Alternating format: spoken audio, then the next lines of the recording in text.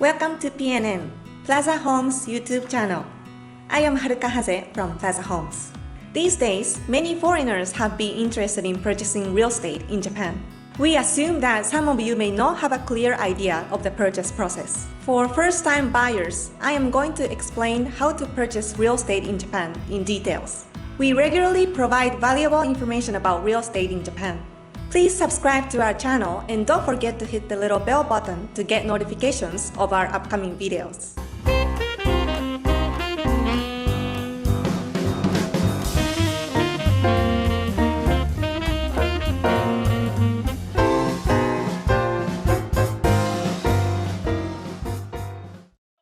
Today's topic is how can foreigners purchase real estate in Japan? There are three main topics that I would like to explain. First, I will talk about purchase requirements and what you need to know when you're considering purchasing a property.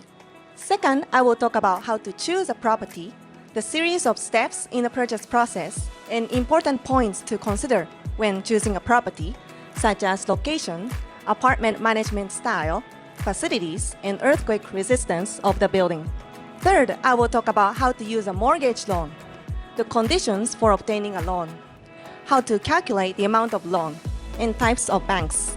All of this information is useful for those who are thinking about purchasing a property. It will last about 20 minutes, so I hope you will enjoy it. Now, I would like to briefly introduce myself. After graduating from a local high school in Southern California in the US, and after graduating from Waseda University, I joined Louis Vuitton Japan as a new graduate and worked in retail and operations.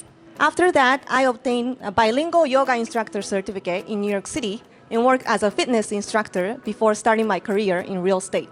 Now, I am working as a licensed sales agent for Plaza Homes, assisting clients on a daily basis. Now, let me start my presentation. Let's talk about purchase requirements, the specific conditions required for foreigners to purchase real estate. First of all, foreigners as well as Japanese can purchase real estate in Japan. They can purchase under the same conditions as Japanese, regardless of their nationality, country of residence, and visa types. There are no special taxes or additional conditions imposed on foreigners. The property rights are ownership, and after acquisition, foreigners are free to use their property for their own use, rent it out as an investment, or sell it. To put it simply, anyone can purchase real estate as long as the following 2 points are met. First is funds to purchase the property. Second is a certificate of residence. If you are currently living abroad and wish to purchase a property in Japan, you will need to provide the funds to purchase the property as well as an official document to prove your current address. This official document is equivalent to Japanese certificate of residence mentioned previously and is required for real estate registration after purchase. If you reside in a country that does not have a publicly registered address, you will need to obtain an affidavit or statutory declaration from a notary public, lawyer's office, or embassy of your country stating your identity and your current address. The address will be listed with your name on the real estate registration identification, and you can publicly claim ownership of your property. For Japanese people, a seal, inkan, is required when signing a contract. But for foreigners, signature is acceptable. As a conclusion, purchasing real estate in Japan for foreigners is relatively simple, but I would like you to be aware of the following points. We are often asked if you can obtain a visa that will allow you to reside in Japan if you purchase real estate. Basically, you cannot obtain a visa by purchasing your own home. In some cases, if you purchase a property for an investment purpose and conduct a business that will generate a reasonable amount of income, you may be able to obtain business management visa. Now, let's move on to the second topic, how to choose a property. I would like to start by explaining exactly how to begin when you wish to purchase a property. The purchase process is roughly as follows. First, we will conduct a consultation. We understand that some of you may not have an idea of what you're looking for yet when it comes to choosing a property. Please feel free to discuss your current circumstances and future plans with us, and we will search for properties based on what you tell us. After that, we will schedule a viewing for the property that you wish to view and select the property you wish to purchase. You then make an offer to purchase the property you wish to purchase. Then the agent negotiates the terms of the contract with the seller's agent, specifically purchase price, closing date, and other conditions. Once you agree to the terms and conditions, you proceed to the contract. At the time of contract, a deposit of 10% of the purchase price is required.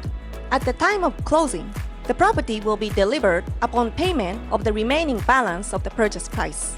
The timing of the closing after contract is set based on the circumstances and wishes of both the seller and the buyer. In early cases, for example, a cash transaction allows for immediate closing. The time from contract to closing could be as short as 1 week. In slower cases, for example, when the seller needs to find the next place to live, it could take up to 6 months. From here, I would like to talk about the key points in choosing a property. Basically, you can decide on the area according to your own preferences. However, I would like to discuss from the viewpoint of selling or renting, considering the possibility where foreigners may move abroad in the future. Stations with good access to a terminal station or within a 10-minute walk to the nearest station are considered to have relatively stable real estate values and are less likely to fall in value. Such locations are in high demand, and properties in these areas are considered easy to sell or rent in the future. However, there are also a certain number of people who prioritize their own preferences instead of living close to the stations, and others who prefer a natural environment with greenery or parks nearby, or the view from a hillside. Popular locations for foreigners include Minato-ku, which are Aoyama, Akasaka, Azabu, known as the 3A, and Shibuya-ku, which are Jingu-mae, Ebisu, and Daikanyama. Minato-ku and Shibuya-ku are home to many embassies and many foreign affiliated companies, where a lot of expats and diplomats live. Many English-speaking stores, restaurants, and facilities are located in these areas, making foreigners to live comfortably. Next in popularity is Meguro-ku, which includes the popular Meguro and Nakameguro districts. Many of you may be interested in purchasing an apartment unit, and I would like to explain the key points in selecting one. The quality of apartment management is highly important when it comes to purchasing a property.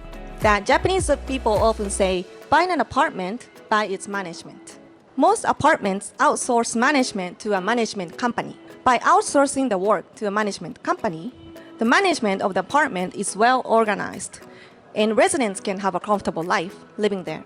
We recommend that you check the following points for apartments with outsourced management. If large-scale repair has been carried out in the past, well-managed apartments usually undergo major repair work on a 10 to 15-year cycle. If a long-term repair plan is scheduled in the future. In addition to the previous point, well-managed apartments have a long-term repair plan scheduled in the future. If management fee and repair reserve fund are scheduled to be raised in the near future. If the running costs such as management fee and repair reserve fund go up soon after purchase, you will have to spend more than what you planned for. For this reason, we recommend that you check this point beforehand. The amount of arrears of management fee and repair reserve fund for the entire apartment building. Check the status of the payment of the management fee and repair reserve fund by the residents of the apartment. If the amount of management fee and repair reserve fund is in high arrears, you can learn that future large-scale repair work may not be possible. Although less common than outsourced management, self-management also exists. Unlike outsourced management, this type of self-management requires caution. Self-management is a type of management where management work is not outsourced to a management company, but is handled by residents themselves instead. Depending on the type of an apartment, there may be no history of repair to common areas, long-term repair plans, or management regulations. Also, if you choose a self-managed apartment, there may be restrictions regarding financing at the time of purchase, so you should be aware of this point as well. Next, I would like to introduce the facilities of an apartment. Facilities are different for each apartment, so it is best to choose the facilities that best suit your lifestyle. For example, luxury apartments often offer concierge services, gyms, guest rooms, and parking lots with exclusive use rights. In addition, home delivery boxes and 24-hour garbage disposal are convenient for those who are not home many hours of a day. I also recommend that pet owners confirm the type and size of pets that they are allowed to keep, as there are detailed regulations for keeping pets. When viewing the property, it is also recommended to look around to see if it is suitable for living. Below are some of the major points to be checked. Located along a busy road, view of grapes, little lighting, neighbors have problems, near a factory, accidental property. If possible, choosing a property that does not fall into any of these categories is highly recommended. Next, I would like to talk about earthquake resistance. Many people are concerned about the risk of earthquakes when living in Japan. As you may know, Japan is an earthquake-prone country, and every time an earthquake occurred, laws regarding earthquake resistance have been revised. The most important is the revision of the Building Standards Law in 1981, the so-called New Earthquake Resistance Standard. Since this is a very important topic, please keep my following explanation in mind. This new revision provides that houses will not collapse in the event of a large-scale earthquake with an intensity of 6 or 7. Prior to this revision, the so-called Old Earthquake Resistance Standard provided that houses will not collapse in the event of a medium-sized earthquake with an intensity of 5, and did not envision a large-scale earthquake with an intensity of 6 or 7. Currently, as there is a mix of properties built under the old and new earthquake resistance standards, properties built in 1981 or later are recommended. However, properties built between 1981 and 1983 are said to be difficult to distinguish between the old and new earthquake resistance standards. So we recommend that people considering purchasing a property of this age check with their agents. Let's move on to the disadvantages of the old earthquake resistance standard and advantages of the new earthquake resistance standard. Disadvantages of the old earthquake resistance standard include inferior earthquake resistance, limited access to financing, inability to use mortgage deductions, and inability to use preferential treatment for real estate license tax and real estate acquisition tax. Advantages of the new earthquake resistance standard include tax breaks on mortgage loans, reduction in taxes such as real estate registration license tax, and discounts on earthquake insurance. In addition, if the buildings built under the old earthquake resistance standard have been inspected for compliance with the new earthquake resistance standard, there is a case where those buildings may be able to obtain a certificate of compliance with earthquake resistance standards where they are considered to meet the new earthquake resistance standard. This will enable the buildings to receive the benefits of the new earthquake resistance standard, as well as expand the possibility of financing. Next, I would like to talk a little about places to be careful when looking for a property. These are places with the risk of flooding or landslides. Recently, we have seen many disasters brought by heavy rainfall due to abnormal weather. When we think of landslides, we tend to think of collapsed houses built on mountain roads, but there are also places in central Tokyo that have been designated as landslide hazard zones. When purchasing a property, we recommend that you check the landslide hazard map in advance. If you live near the subject property, we suggest that you prepare for disasters on a daily basis, such as paying attention to weather information when heavy rain is expected. Hazard maps are available for each area on the website of the ward office. In addition, although the tsunami and flood hazard maps are only prepared on a potential basis, you should know where the property you are purchasing is located. Hazard maps are prepared differently in each ward, but can be found on each ward's website. In Minatoku, there are also storm surge inundation maps, liquefaction maps, and swaying susceptibility maps. Now, let's move on to the third topic, how to use a mortgage loan. Loan requirements are different for each bank, but the following are the general loan requirements for banks in Japan. First of all, I would like to explain who is eligible to borrow. Most banks require for the borrower to reside in Japan, to be a registered resident, to be employed, and to be paying taxes in Japan. In addition, many banks have annual income requirements with a minimum to 2 to 5 million yen. Married borrowers may be able to combine their incomes to increase the amount of their loans. Another requirement is the ability to speak Japanese. Most banks require for the borrower to be able to understand the terms of the loan agreement and other documents in Japanese. However, there are some English-friendly banks, which I will explain more in a minute. Furthermore, the purpose of the loan must be for residential use, and loans for investment purposes are not available. Finally, the age of full repayment is often set as 79 years old or your retirement age. Therefore, if you wish to obtain a loan for the maximum term of 35 years, you must be 44 years old or younger at the time of application. Next, I would like to discuss how much you can actually borrow. Banks typically offer loans of about 80% of the property price. Please note that if you have a permanent residence, you may be able to borrow 100% of the property price or 110%, including loan for expenses. The amount of loan you can borrow is said to be approximately 6 to 8 times of your annual income, as shown on the right side of the slide. In addition, the annual repayment ratio is limited to 35% of your annual income. For example, up to 3.5 million yen if your annual income is 10 million yen. This is just a general overview, so we recommend you contact your bank for specific repayment amounts. Next, I would like to explain how much you can actually borrow using an example this time. Let's assume that the property price is 50 million yen. Annual income is 8 million yen. And the long term is 35 years. In this case, the total annual repayment would be 2.8 million yen, which is 35% of the annual income of 8 million yen. Dividing 2.8 million yen by 12 months, the total monthly repayment will be 233,300 yen. This slide introduces you to Japanese banks offering mortgage loans.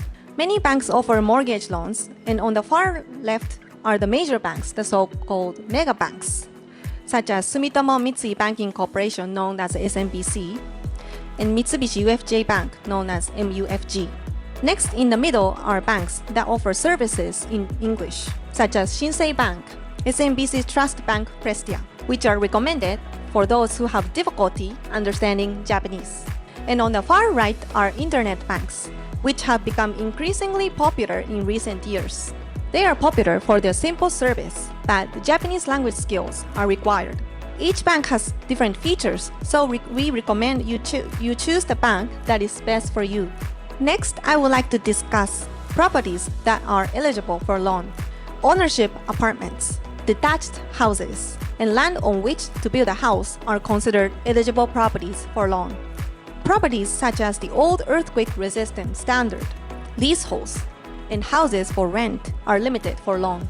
For example, buildings under the old earthquake-resistant standard may have restrictions such as shortened lease period. And in the case of leaseholds, the collateral evaluation tends to be weaker than that of ownership. In addition, there are restrictions such as 50% or more of the space must be used for self-housing in the case of house for rent or house for use as a store. Today we have discussed how can foreigners purchase real estate in Japan. There are many factors involved in purchasing a property. Regarding the area and apartment facilities, we advise you make a choice according to your own preferences and needs. We recommend that you choose a property that is safe and comfortable to live in with regard to surrounding environment and earthquake resistance. Also, we suggest that you inquire at your bank about loan, as requirements are different for each bank and can be complicated. Please feel free to contact us, Plaza Homes, to discuss how we can assist you in finding the best home for you. Lastly, please let me introduce my company's website. Our website provides not only information on purchasing properties, but also a lot of other useful information for foreigners. We provide more than 1,000 property listings on our website, and you can search for properties by different categories, such as houses, luxury apartments, earthquake-proof, and so on. You can find Tokyo Property Buying Guide, where you can learn about how to buy a property, including cost and tax, loans, and so on. We provide information for sellers as well, where you can learn about how to sell your property. In addition, for those who are thinking about purchasing a property for investment purpose, you can also learn about our company's property management services. That is the end of How Can Foreigners Purchase Real Estate in Japan. Thank you so much for watching. We offer a wide variety of properties for rent and sale and provide property information in English. If you are interested in renting, leasing, buying, or selling real estate in Japan or in Tokyo, please check our website. We also run a website called Japan Living Guide, which provides living information. Thank you so much for watching. If you found today's video useful, please don't forget to hit the thumbs up button and subscribe to our channel. Please hit the little bell button as well to get notifications of our upcoming videos. If you have any questions or thoughts, we would love to hear them in the comments too. See you next time!